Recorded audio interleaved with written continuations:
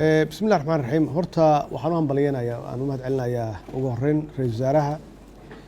oo hawshan runtii isu xil saaray iyo wasaaradda gaashaandhigga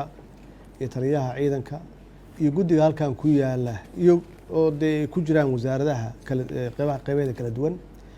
iyo dhalinyarada halkan fadhida oo runtii subax walba isku howla sidii ay dib habeyntaan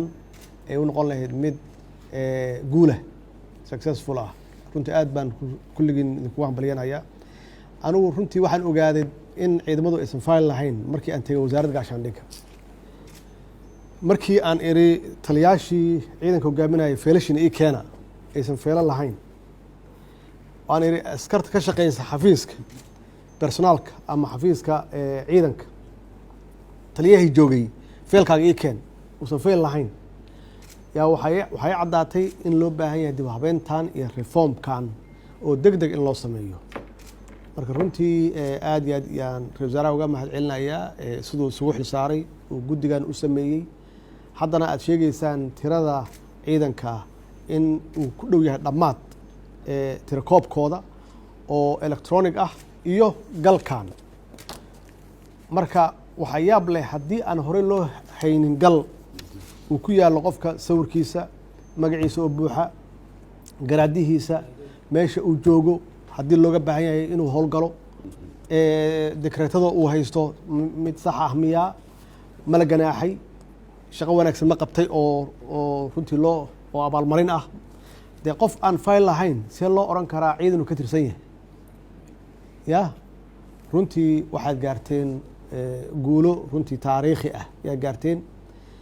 waana meesha ay ka bilaabanayso dowladnimadeenna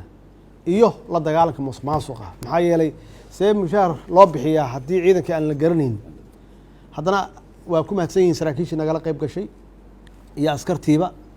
inay ogolaadaan in la maro sida saxa ah oo askariga dhabta ah iyo meesha uu joogo iyo garaadihiisa in la hayo si aan u ogaano yaa shaqayn kara oo diyaar ah iyo yaa howlgab ah iyo yaa maxaan ku irahdaa curyaan ah oo u baahan in maaragtay la daryeelo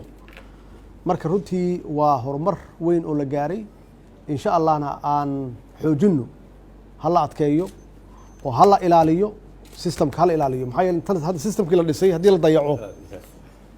oo waxa laabaan wixii la qabtay waxaa weeye waa hal bacad lagu lisay marka in la ilaaliyo oo tiim adag loo sameeyo oo ka shaqeeya tan labaadna saa sheegteen dee waxaa noo bilaawday e-government electronic government oo qofka markuu gacanta saaro la og yahay xaaladda uu ku jiro iyo meesha uu joogo iyo hadduu fasax qabo saa sheegteen hadduu meel aadayo inuu fasax qabo hadduusan fasax qabin hadduu dee meelaha iska socdo ma nin soo goostayba ya mise waa nin shaqo u socda